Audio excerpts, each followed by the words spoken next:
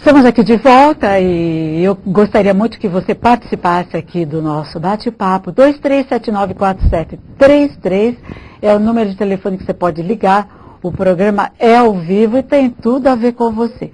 Você pode ver esse programa novamente no meu site www.betfrat.com.br ou em tempo real no site da TV, ecotv.tv.br. Bom, eu recebo neste momento o Dr. Celso Batello, como eu já disse, que é médico homeopata, nutrologista, ortomolecular. Vai falar sobre assuntos assim que a gente quer muito saber mais, né? Embora a mídia ande explorando bastante esses assuntos, mas a gente tem algumas perguntas além do que a mídia mostra, que é saber do vinho. O vinho, o café, dos produtos orgânicos, integrais. Como vai, doutor Celso? Tudo bem? Muito bem, Beth, boa noite. Prazer estar aqui, viu? A gente que agradece muito a sua participação. Como eu já disse outras vezes, também você é sempre muito bem-vindo aqui no programa, pela sua sabedoria, pelo tanto de conhecimento que você traz e esclarecimento para todos nós, viu, Celso? É verdadeiro, pode contar. Gente, nós temos uma matéria que a gente vai começar, né, Alexandre, com o vinho, nossa matéria. É a primeira, falando sobre o vinho, e eu gostaria então que você complementasse, por favor. A gente complementa. Benefícios do vinho para a saúde. O vinho tinto tem propriedades cientificamente comprovadas que beneficiam a saúde, por acelerar a deterioração das células, além de desempenhar um importante papel na proteção das funções cardiovasculares.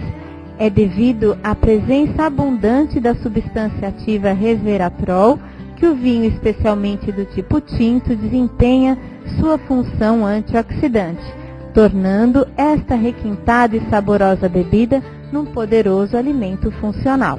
O vinho tinto possui cerca de 20 a 50 vezes mais resveratrol do que o vinho branco, especialmente porque durante a produção na fermentação são incluídas cascas. Em linhas gerais, um homem pode consumir até 30 gramas de álcool por dia. Para as mulheres, por diversas razões, recomenda-se até 15 gramas por dia. A diferença entre consumo moderado e exagerado pode significar a diferença entre prevenir e aumentar a mortalidade. Bom, estamos de volta, Celso. O que a gente pode estar falando mais sobre o vinho, acrescentar? Porque pelas nossas pesquisas, eles colaboram para que inúmeras doenças não surjam, tipo mal de Alzheimer. Eu gostaria que você falasse. Então, Beth, o que foi colocado na matéria é importante também, né? A questão da tolerância, a diferença de tolerância entre o homem e a mulher, né? Então... Por que essa discrepância? É uma questão metabólica, né? Ah, é? Que o fígado do homem, ele metaboliza mais rapidamente o álcool do que o fígado da mulher. Então, praticamente a mulher deveria ingerir, no caso do vinho ou qualquer outra bebida alcoólica, metade do que um homem ingere, por exemplo, né? Então vamos supor que o que se recomenda hoje em termos de vinho é que se tome 2 taças por dia para o homem e 1 taça por dia para a mulher, por essa questão de metabolização do álcool, que o fígado da mulher tem uma dificuldade maior, não aguenta muito. E tem trabalho mostrando, a propósito disso que ela colocou aí na matéria, que aquele que bebe moderadamente, né, ele vive mais e melhor do que aquele que não bebe nada. Ou que bebe muito. Ou que bebe muito. É interessante isso, né, essa coisa do caminho do meio, né, que existe. Então, realmente... Agora fala um pouquinho desse ativo que existe no vinho, o resveratrol. E que existe até em farmácias de manipulação, né, me parece. Existe. Você pode manipular. Existe em cápsula tudo, não é? Existe. Mas é melhor mesmo que, para que ele tenha um efeito maior, que seja vindo assim de um alimento. Ah, sim. Entendeu? E a gente pode considerar o vinho como sendo um alimento. Podemos considerar O vinho é um alimento. É. Não é? Por quê? Porque ele vem, ele é produto do quê? Da fermentação da uva, não é? Então, eu sempre coloco isso, assim como o café é um alimento. Um refrigerante já não é alimento. Eu posso explicar melhor isso, né? Quando eu coloco no livro Comendo Sol, né, inclusive nós vamos que estar sorteando. a gente tem que comer... Onde ficou o seu livro, Celso? Eu acho que ficou lá embaixo, né? Talvez ficou lá embaixo. É. Então, a gente tem que comer sol, ou seja, fotossíntese, né, Beth? Então, o sol incide no vegetal, né, com a energia toda dele. O nutriente é acoplado no átomo de carbono do vegetal, aí está o alimento. Entendeu? Então, o nosso organismo, ao longo de 5, 10 mil anos, está preparado para isso. Né? Tudo aquilo que vem da fotossíntese. A uva vem da fotossíntese, somente que ela é fermentada. Né? Um refrigerante, por exemplo, ele não é... Mas o álcool é acrescentado, depois não. O álcool o quê? O álcool é acrescentado no vinho? Não, é produto da fermentação. Produto da fermentação. É produto da fermentação. Quase sempre, Beth, as coisas fermentadas, elas são melhores. Né? Então você pega, por exemplo, o iogurte. Iogurte é leite fermentado. Se a pessoa não tiver intolerância ao iogurte, é melhor que o leite, porque é fermentado. Então, no processo de fermentação, as moléculas são quebradas. Então fica mais fácil para digerir, é isso? É melhor, o aproveitamento dela é melhor. A biodigestão dela é melhor. Você pega, por exemplo, os alemães lá que comem o chucrute lá, né? O joelho de porco. O que é o chucrute? É o repolho fermentado. Você percebeu? Então ele tem uma propriedade fantástica de, juntamente com, por exemplo, lá com a carne de porco, melhorar o quê? A biodisponibilidade, a digestão da carne de porco. É diferente o fazimento do repolho que o alemão faz do nosso? Então, porque a gente faz repolho refogadinho. Refogado é bom também. O repolho tem algumas características boas, né? Mas o chucrute é o repolho fermentado. É? Então, tudo aquilo que é fermentado é melhor. Melhor, que já está... Você pega a soja, por exemplo, o feijão de soja, né? É de difícil digestibilidade, que tem quimotripsina, tripsina, essas coisas todas. No entanto, quando ele passa por um processo de fermentação, tipo no tofu, tipo no shoyu, melhora a biodisponibilidade do alimento. E o vinho tem essa característica. Por já ser fermentado. O vinho é uma bebida fermentada. Então, o que acontece? Nesse processo de fermentação, ocorrem assim, reações químicas altamente significativas. E nesse processo todo aí, o resveratrol, ele é aproveitado. Você veja só, por que o resveratrol é bom? Porque ele é bom primariamente para quê? Para a uva. Para protegê-la do meio ambiente, das intempéries do meio ambiente. Entendeu? Então, por similaridade, por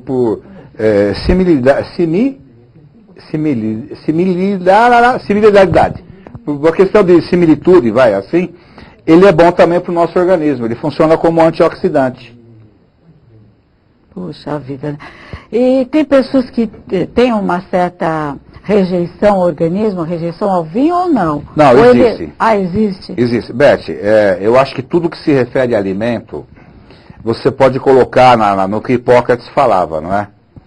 Em matéria de alimento, nada faz mal, nada faz bem, depende da quantidade. Ponto. Mas não é só isso. Aí vem um cara chamado Lucrécio que falou assim, o mesmo alimento que alimenta o homem pode envenenar o outro. Né? Então a gente leva muito em consideração isso na homeopatia. Tem pessoas que se dão bem, por exemplo, com vinho e já não se dão bem com cerveja. Aliás, a maior parte das pessoas que gostam Mais de vinho. Né? Às vezes não se adapta muito bem à cerveja, e vice-versa. Isso é verdade. Então é uma questão daquele alimento que é bom para um outro e pode ser ruim para outro. Isso vale para tudo, né? Você imaginar... Para todo tipo de alimento, fruta, né, por exemplo. Fruta. Tem pessoas que se sentem mal com banana. É e não é só pela questão da digestibilidade. Outro com manga, outro com maracujá, entendeu? Castanha. Então a pessoa tem que perceber aquilo que faz mal para ela e comer com moderação. E o vinho está enquadrado perfeitamente nisso. E o que o Ele dá uma levantada, o vinho, né, Celso? Agora tem pessoas assim, dentro disso, já partindo para a homeopatia, que sente uma necessidade maior de tomar vinho, não significa, porque eu conheço, estou falando por conta de um conhecimento mesmo. Um conhecido nosso, uma conhecida, inclusive é uma mulher, que tem não chega a ser uma tendência, não é um vício, mas ela sente uma necessidade, toma o vinho, parece que ela estabiliza. Não tenha dúvida. E não é assim falar, a pessoa já está viciada. Não, pode ser por vários fatores, né? Sim. Se você considerar que o vinho é um alimento, e na homeopatia, no repertório, que tem todos os sinais, sintomas, tem lá desejos e aversões alimentares. Não é? Então, existem as pessoas que têm um desejo maior por doce, outro por salgado, outro por azedo, né? Por pão, por manteiga, pão com manteiga, leite, ovo, ou mesmo a aversão a isso tudo. Então, sim, a gente leva em consideração tudo isso. Eu sempre cito o exemplo de uma criança, que ela chegou uma vez no meu consultório, muito tempo atrás, ela comia 12 ovos por dia. Era só ovo que ela comia, né? Então, na medida que a gente entrou com medicamento homeopático, que cobria essa característica, não é? Ela, no dia seguinte, ela deixou de comer o ovo do jeito que comia. E passou a ingerir os outros alimentos. Quer dizer, que é um desequilíbrio do organismo. É um desequilíbrio. Eu falo que existem dois apetites. Um apetite chamado filogenético, né? A filogênese é a evolução da espécie mais simples, suponha uma ameba, por exemplo, até supostamente o homem mais evoluído, né? Sim. Toda essa trajetória, até chegar no Homo sapiens, né? Esse é o apetite filogenético, é o instintivo. Isso você coloca numa linha vertical. Numa linha horizontal, você pode colocar a ontogenética, não é? Que é a evolução da espécie em relação à própria espécie. Se na filogênese é uma espécie diferente até o homem, na horizontal a espécie em relação à própria espécie. Então, por exemplo, o homem no Japão e o homem aqui no Ocidente. É totalmente diferente. Entendeu? Por exemplo, o rim do japonês, ele não é apto a receber a quantidade de sal que a gente recebe normalmente. Então, o pouco de sal para ele é muito. Isso é uma questão, né, de ontogênese. Então, por exemplo, as pessoas falam assim, a pessoa come aquilo que está precisando. Não é assim.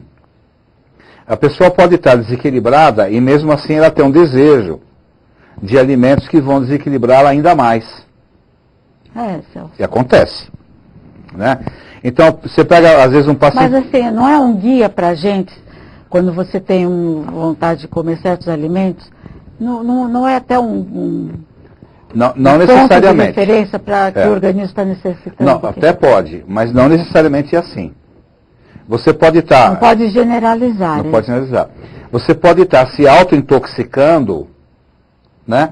E você permanecer naquele hábito alimentar que está auto-intoxicando. Por exemplo, dando um exemplo aí, seria o doce? O doce, por exemplo. Né? Você pega ali o diabético, por que ele tem um desejo maior de doce? Por quê? Muito embora o açúcar dele esteja elevado no sangue. Porque a insulina não transporta adequadamente o açúcar do sangue para a célula. Então a célula fica com aquela sensação de fome. Então esse é um caso. É por isso que são necessários medicamentos, né? Para que ocorra esse todo transporte. diabético assim tem fissura tem loucura por doce. Por quê? Porque a célula fica sem a glicose. Então, esse é um apetite ontogenético. É aquele apetite que é suscetível de ser alterado. O apetite filogenético, aquele instintivo, entendeu? Esse tudo bem. Né? Eu sempre cito isso. Um amigo meu viveu na Amazônia, lá com os índios, passava lá, pegava uma uva, né? Porque você pegou, não sei, gostei. No dia seguinte ele não pegava outra. Por quê? Então aí, esse apetite é aquele apetite que vai atrás do que precisa. Agora, você pega, por exemplo, na vertical, o apetite ontogenético, né? Que é praticamente o adquirido, o refrigerante. O refrigerante não é alimento. É o apetite adquirido. É um apetite adquirido. Entendeu? O adoçante, né? Não é alimento. Entendeu? Porque não vem da fotossíntese. Que aquilo que vem da natureza, o nosso organismo está apto para isso. Reconhece. Haja vista o Reverastrol, que ele é feito para proteger a uva. Entendeu? E acaba, por tabela, protegendo o nosso organismo, porque ele é um antioxidante, ele evita o fenômeno de oxidação, que seria a ferrugem do organismo, né? Então, o que é a oxidação? Os radicais livres. Os radicais livres. Que fala-se tanto, né? Se você corta uma maçã, daqui a pouco ela começa a escurecer. Aquilo é a ação do oxigênio, do radical livre. Entendeu? Então, na célula acontece algo parecido. O Reverastrol, as vitaminas, os minerais têm a função de evitar esse ataque excessivo. Porque o radical livre é importante para o organismo. Então, vamos supor que tem uma bactéria lá. Né? O que os glóbulos brancos fazem, as células de defesa? Eles vão lá, despejam o radical livre na bactéria e destrói a bactéria. Então, ele não é de todo mal no organismo. O importante é que seja de uma maneira equilibrada. E o vinho tem essa grande propriedade, né? Devido, não só o Reverastrol, viu, Beth? Se você for ver a composição do vinho, ele tem vitaminas do complexo B. Entendeu? Né? Ele tem vários nutrientes que juntamente com o Reverastrol, vão agir de uma maneira favorável. Por isso que é melhor, por exemplo, às vezes, só para entender, uma vitamina C que venha de uma fonte natural, do que simplesmente o ácido ascórbico, né? Por quê? Porque ela vem junto com outros nutrientes. Então você pega uma cerola, por exemplo, tem vitamina C, mas ela tem os bioflavonoides lá também. Quercina, espercina, essas coisas todas. Então, agem de uma maneira sinérgica. Então, essa é a função do alimento. Por isso que é melhor que você tire, né, de um alimento do que de uma fonte isolada. Agora, o problema do álcool é se a pessoa tiver uma predisposição, né? Ah, sim, né? E aí é o inferno, né? Esses dias eu estava assistindo um programa de televisão, a maior parte da matéria do universo, ela é feita do quê, Beth? Uma grande parte dela. De álcool etílico. Ah, é? Entendeu? Lógico que não tão purificado assim, né? Entendeu? Então, o que significa isso? Talvez que o organismo, na medida que a natureza nada se cria, tudo se transforma, né? Talvez você tenha no teu organismo um átomo de carbono que o Napoleão teve no corpo dele um dia. Então, essa identificação da gente com o universo, né, é muito grande. Talvez daí a necessidade que as pessoas às vezes têm do álcool etílico, né? Você pega, por exemplo, a maconha, né? Que tem lá o canabinoide, né? Existe no nosso organismo o receptor canabinoide. Ah, é? É.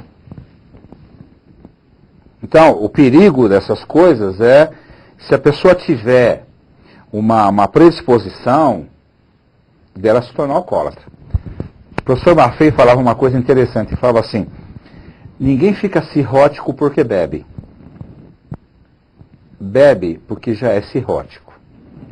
Nossa. Ou seja, qual é o papel do álcool no organismo, né? É como o carro, o automóvel, não é? O açúcar é transformado em álcool, que funciona como combustível. Sim. Entendeu? Então, no indivíduo que o fígado já não funcione de uma maneira adequada, e às vezes isso é genético hereditário, o que ele quer fazer? Ele quer receber o álcool pronto. Esse que é o grande problema. Olha só. Entendeu? Esse que é o grande problema. Então... Quer dizer que tudo tem um porquê, né, Celso? Tudo tem um porquê. Tudo tem um porquê. Celso tem que chamar intervalo. Ah. Tá tão bom esse bate-papo. Gente, eu vou chamar o nosso intervalo, eu volto rapidinho, continuo aqui com o Dr. Celso Batello, falando sobre o vinho, e na sequência vai falar sobre o café também. Até já.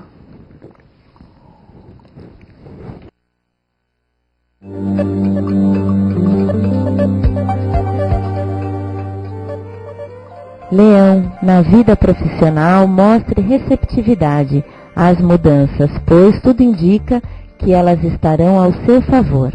Lua e Júpiter estarão no topo de seu horóscopo, indicando uma grande disposição para ampliar os horizontes.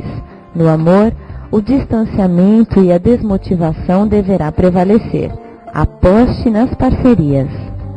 Virgem, o trabalho está favorecido. Na quarta-feira, uma grande inquietação emocional poderá atrapalhar o seu dia.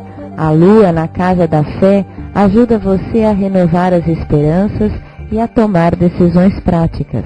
A vida amorosa passa por uma fase de renovação. Mostre o seu interesse pela carreira. Libra, siga suas convicções e só terá a ganhar. Tenha cuidado para não assumir mais compromissos do que pode dar conta. Sua vida amorosa corre o risco de ficar em segundo plano. Suas expectativas estão muito elevadas e algumas brigas podem ser inevitáveis. Respeite seus limites. Escorpião, não se surpreenda se os seus desejos mais íntimos entrarem em choque com as exigências dos outros. Não abuse da sorte, procure defender a sua privacidade no trabalho. A distância pode se revelar o seu maior obstáculo na vida 2. Aprenda a lidar com a ansiedade.